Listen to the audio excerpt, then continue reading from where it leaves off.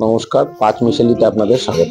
আপনাদের সাথে তো টুকটুকি আগেই পরিচয় হয়ে গেছে। আপনারা তো জানেন ওর একটা পায়ে একটু সমস্যা ছিল।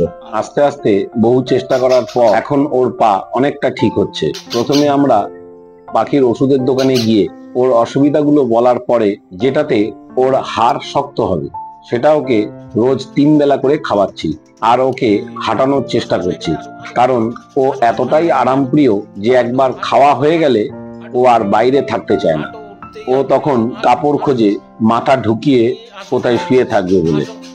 তাই একটাই রাস্তা, ওকে খাওয়ানোর আগে হাঁটাতে হবে। যতবার ওকে খাওয়ানো হবে ততবার ওকে হাঁটানো হবে। আর এই প্ল্যান করে না আমরা সাকসেস হয়েছি। তাই এখন রুটিন মাফিক খাওয়ানোর আগে একটু হাঁটিয়ে তারপর ওকে খাওয়াতে হবে। কেননা ও খাওয়ার পরে এক ফোঁটা হাঁটবে তো নাই, শুধু কাপড় খুঁজবে মাথাটা কোথায় ঢোকানো যায়। তাহলে আজকের মতন এখানেই। সবাই ভালো থাকবেন, সুস্থ থাকবেন।